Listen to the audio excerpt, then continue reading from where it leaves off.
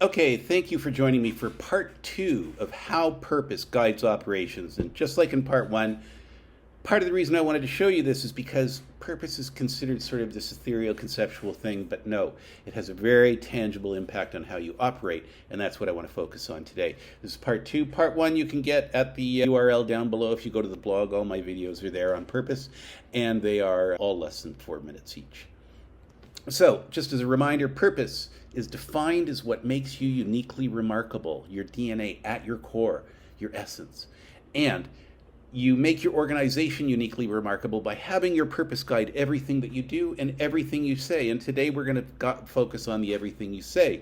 This is where we are in the process. So I want to talk about the Michael Garron Hospital, which I've talked about before. And if you remember, this is like the little hospital that could.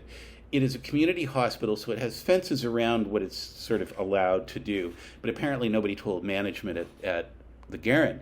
And it's like the little train that could. It did all these things. It punched above its weight, and it did it with a fraction of the resources of the big, downtown hospitals.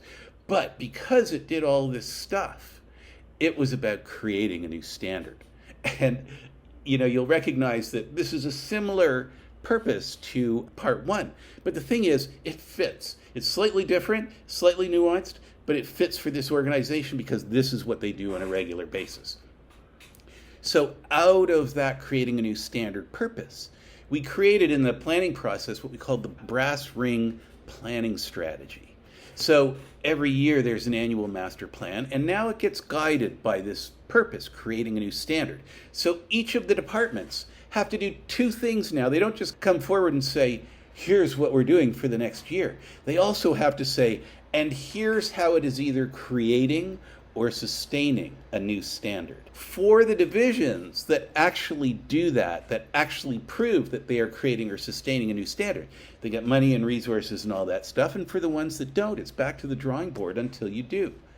So this is part of the reason why the Garron family went from an original offer of a $250,000 donation when this was the Toronto East General Hospital to eventually a couple of years later, on the back of the purpose, up to $50 million, a brand new hospital, and it being called the Michael Garron Hospital, named after their son.